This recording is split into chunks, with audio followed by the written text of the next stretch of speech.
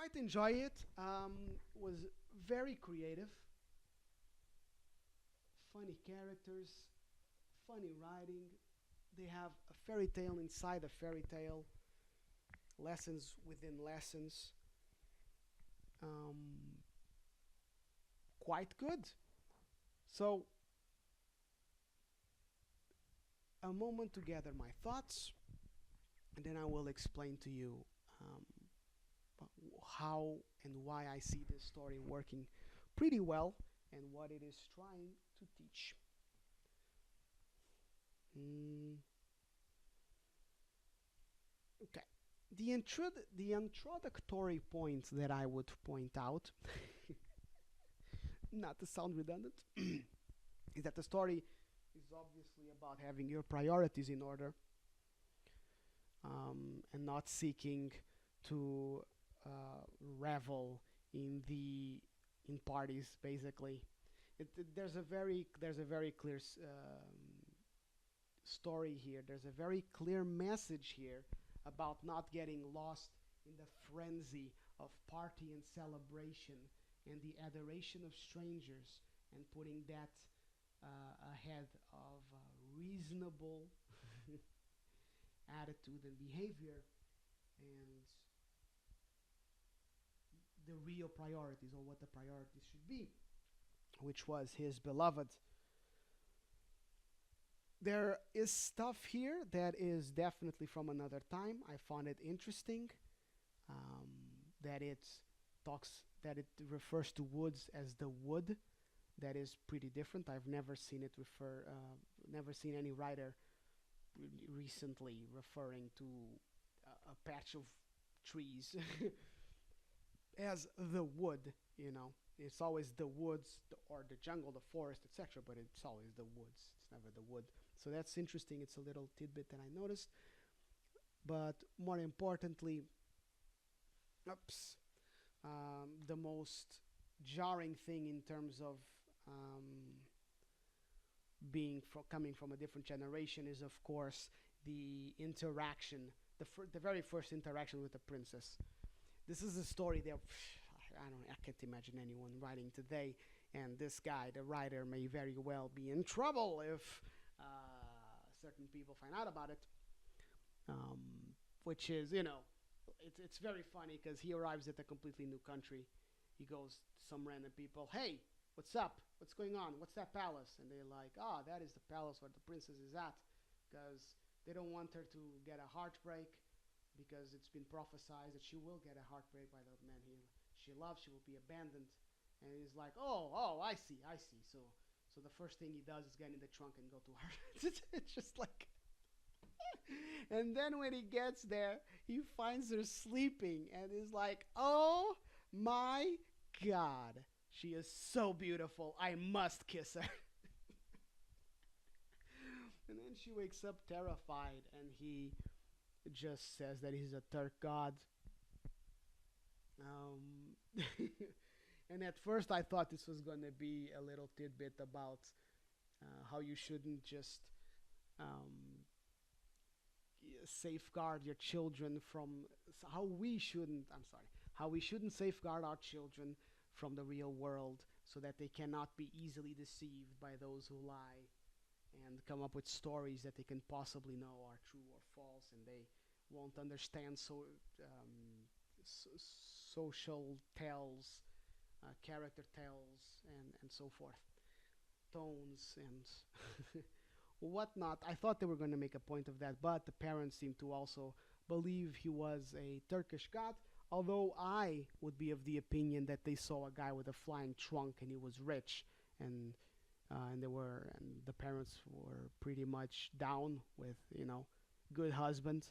He's got magic. He's got money. Probably pretty good husband. I doubt he'll abandon our daughter. But of course, a prophecy is a prophecy. um, so there's that. Now, one of the things that is interesting is the comparison between the father and the son, the merchant's father, because the merchant's father is described as someone who made money. The son is described as someone who spends money. And the way he spends money at the very beginning is in parties and festivities and having fun and jolliness and whatever, and that is exactly what ends up being his doom, essentially. I think this would be. Sorry, I'll touch that. I'll touch on that in a second. So it's pretty interesting that he's never punished for his character. On the contrary, he's rewarded. So he simply exacerbates that particularity of his personality more and more because he never learns to do otherwise. So he becomes like, I'll just say whatever I want and take advantage of this and do whatever I want, and I'll kiss the princess, I'll ask her to marry me, and everything will be fine. I do believe that he legitimately fell in love with her, with the princess, that he legitimately wanted to marry her. That is made evident in the ending when he is described to be telling very sad stories, um, traveling the lands and telling sad stories. So, in the end, we find out that he is a good storyteller, or at least everyone would recognize him as much. And it does have that talent. And that is not a talent you ascribe to a particularly bad person, but definitely one that you can ascribe to someone who makes a mistake. And his mistake was, again, to indulge himself in festivities and joy and put those ahead of his commitments and even by his own set of priorities. Just continue to trust that nothing can go wrong and everything will go well. And he doesn't have to be paying attention or being cautious with anything he does. He just has to seek out the largest boom, the most spectacular, explosive moment. I think the story is a lot about that. When it comes to the princess's parents, it's interesting that, first off, it was my understanding that a sultan would have a harem. But apparently not. Perhaps I'm wrong, but that was my understanding. I suppose that is a harem, for those who don't know, would be a collection of wives, not just one. But that might be a erroneous understanding of the title of a sultan and their responsibilities and their history. Might be a very wrong stereotype to assume that every sultan never had just one wife. More than likely, I guess it makes sense. They were kings or emperors, and some had a lot of wives, some had just one. But the princess's parents are, I think, shown to be good parents in that first they wanted to protect her, and secondly, the way that they perceived the stories or how they were important. So the father wanted funny stories, and the mother wanted stories with lessons and morals. So the mother is interested in education, and the father is interested in happiness and joy. Another way to look at it is that the parents are they're well intentioned, and I think that's the point. They're well intentioned, and you can see by their appreciation of the stories and wanting to hear someone tell a story of their own to better judge their character. And they have the intentions of protecting the princess and whatnot. But in the end, they're rather foolish. They not only believe that the guy is a Turkish god. Why, by the way? This is the merchant. I'm showing a picture of the merchant, and he's drawn like regular European of the time, just hanging out with a coat and whatever. I think is English because they mentioned shillings at the start of the story. So, oops. My point is he's not Turkish. So to believe that he is a Turkish god, even though he looks nothing like, I don't ever get. Again, maybe it's just my ignorance, but I would assume that Turkish gods do not look like white Europeans. I would assume so. Maybe I'm wrong. Anyway, I think that's just lack of research on behalf of the writer. But then again, it wasn't important for the story, not really. So I like that the story ends badly, as in neither of them ends up, because all the behaviors displayed in this story should not be reinforced and promoted. Protecting your child from the real world, from the possibility of danger, is wrong. I mean, I can prophesize right now that I will die one day. Probably I will very much be in opposition to the moment. I will I will not like it, um, but to try and stop it is foolish. I can make a lot of prophecies about myself and whether they become real or not. To obsess about a future is wrong, I believe, especially when we are obsessing about a bad future, a bad potential. To obsess about any bad potential is always going to be bad, but particularly when we want to protect our children from getting hurt, which I believe is a very natural behavior, a very natural way of, I don't believe I need to go into that much, but parents want to protect their children. They don't want their children to get hurt. That's why um, they do everything they can. In general, when they're reasonably decent people. But to there is a difference between there are many ways to protect. See, for example, if you don't want your child to jump off a cliff, there's two ways to do it. One is you grab them and you lock them in a room. The other is you convince them not to jump out of the cliff. And then you have many ways to seek out that convincing, right? You can scare and intimidate. You can build a rapport as he grows up when he can't walk, so that they trust you. And then when you tell them don't jump off the cliff, they will believe you, or they won't. But there is unless we lock them in the room, there will always be the potential that they will jump off that cliff, even though we told them not to. So if we are not ready, if we try and restrict their independent choice, we will not be helping in the long run. And in the long run, she ends up alone. The prophecy remains. The prophecy becomes true. She remains alone. And this guy is a real guy. He can't get to her anymore because he cannot get into the trunk to fly into her tower and get married. But if they allowed her to leave the bloody palace, she could meet up with him. But they won't. And so they will never get married and will never love each other. So that is the princess's story, and it is not a very uncommon one when it comes to fairy tales and princess in towers. Of course, the obvious example would be the Sleeping Beauty.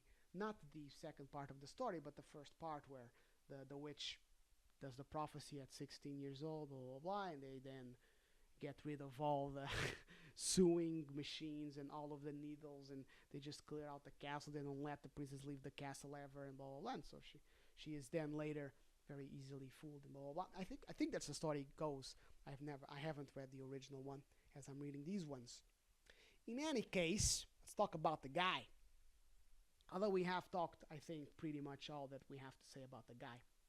What I wanted to say extra would be that this is a very interesting character, would be a very interesting character to write a follow-up story. A wandering storyteller who has a princess who fell in love with him, who has a princess that he loves and he loves nobody else. And he learned through all of this thing with the trunk and getting it burned, he learned his mistakes, he learned the important flaws of his character, and he fixed them, but it was too late. And to see this character operating in the world and maybe continue the story would be really, really interesting, I think. That would be, just thinking about it kind of giving me the urge to do it. I won't, of course, but very, very interesting, I would say. Very, very interesting. Kind of screwed up. This image is kind of screwed up. I'm not gonna say why. I think you can understand why this image is kind of screwed up. Let's move on. Let's not focus in on that anymore. Um, right. Then there is the. Let me put this other colored picture. It's pretty, very pretty. There we go. There it is. The alone princess, protected in a space, shall we call it, that is very safe, shall we say. Beautiful and pretty, and can do her no harm, can cause her no heartbreak, and yet, contributes nothing but misery to her life. The history, I'm gonna use I'm gonna use the term. The the history of safe spaces is very old, and the tale of safe spaces, why we do them, why they don't work. We have this tale written over and over and over again since the beginning of time, and yet, we never learn. We never learn. But so she stays here, beautiful, in the midst of beauty and loneliness. The tale of all the furniture and whatnot. I believe the tale had to have morals and had to. The tale had to have morals and had to be funny. And the tale was funny. I had fun reading it, and I thought it was pretty funny to see furniture acting as people. I particularly loved it when someone said, "Let's talk about the greatest one of us," and then one of the pieces of furniture just responds with, "No, let us not talk about me. Let's talk about something else." It's like, nobody said it was you, Pot. Shut up, lid. It's funny.